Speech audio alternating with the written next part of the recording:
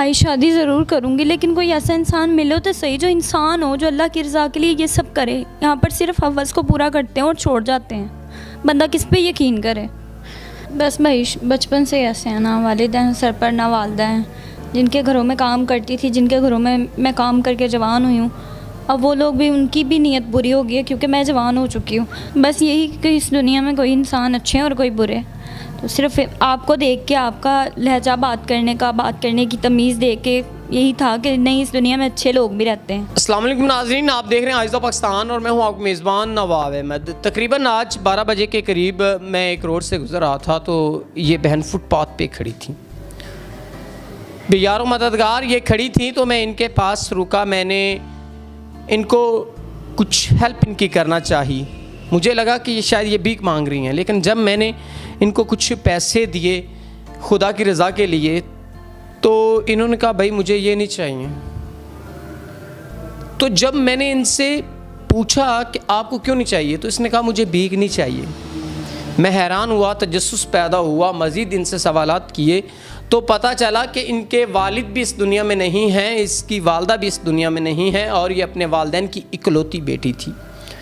लोगों के घरों में इन्होंने काम किया और रिज़ल्ट क्या मिला कि वहाँ इनके साथ ज़्यादती करने की कोशिश की गई। 2 बार इन्होंने अपनी जान बचाई और इन्होंने बेहतर समझा कि ये फुटपाथ पे अपनी सारी ज़िंदगी गुजार दें, ना कि किसी को अपनी इज़्ज़त दिखाएं। तो इन्होंने फुटपाथ पे, तकरीबन आज चौथा दिन था कि फुटपाथ पे ही ये रातें अपनी गुजार रही थी। तो आज ये बहन, मैं इनको अपने ऑफ़िस लेके आया हूँ। इनसे जब मैंने सवालात किए तो बहुत दुख हुआ। तो आइए इससे जानते हैं और आपको इनकी जो भी हक़ाइक़ हैं वो बतलाते हैं। अस्सलाम वालेकुम। वालेकुम अस्सलाम। अच्छा बहन, आप मुझे ये बताएं कि किस तरह इतनी तकलीफ़दा ज़िंदगी में आप अपना गुजारा कर रही हैं? बस भाई बचपन से ऐसे हैं, ना वालिद हैं सर पर, ना वालदा हैं। जिनके घरों में काम करती थी, जिनके घरों में मैं काम करके जवान हुई हूँ, अब वो लोग भी, उनकी भी नीयत बुरी हो गई है क्योंकि मैं जवान हो चुकी हूँ।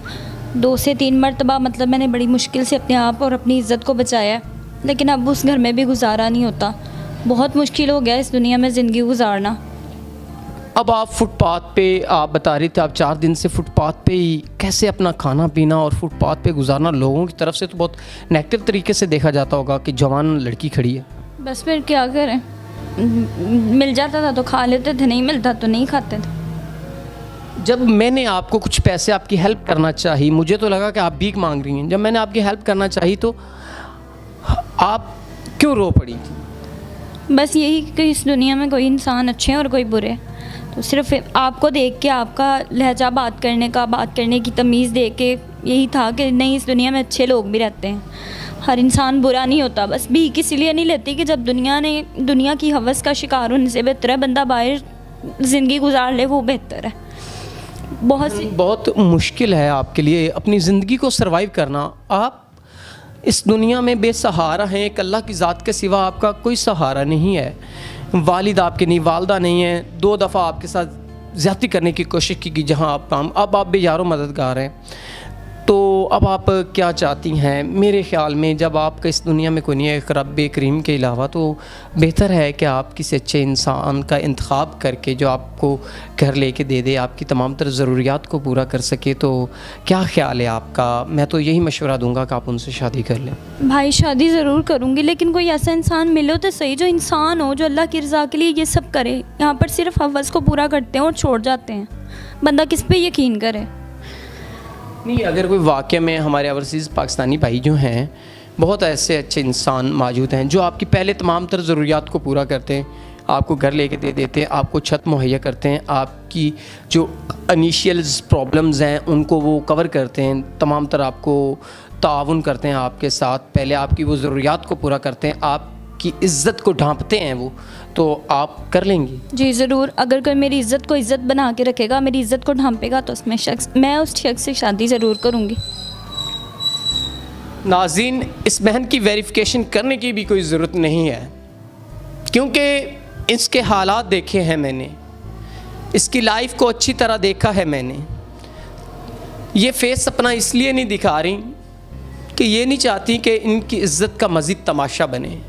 ये चाहती हैं कि कोई ऐसा इंसान जो इनको मुकम्मल तहफ़्फ़ुज़ फ़राहम कर सके, इनकी इज़्ज़त को अपनी इज़्ज़त समझ सके, तो ये उस शख्स से शादी की ख्वाहिशमंद हैं। ये वाकई में ही शादी करना चाहती हैं। ये दुनिया के उन दरिंदों से बचना चाहती हैं जो कि इज़्ज़तों को नोचते हैं। मैं अपने ओवरसीज़ पाकिस्तानी भाइयों से ये रिक्वेस्ट करता हूँ, अगर साहिब इस्तात हैं आप, आपके पास इतने वसाइल हैं, आप इनकी ज़रूरियात को पूरा कर सकते हैं, इनकी इज़्ज़त को अपनी इज़्ज़त समझ सकते हैं, तो आप ज़रूर हमसे रब्ता करें। हम आपकी इनसे रब्ता भी करवाएंगे, आपका तमाम तर जो भी मामलात हैं उनको क्लियर करवाएंगे। लेकिन खुदारा ज़रूर आप इस बहन से रब्ता कीजिएगा, क्योंकि ये बेजारों मददगार है। इसके पास कोई हल नहीं है ज़िंदगी को जीने का, क्योंकि इसके पास वसाइल नहीं है।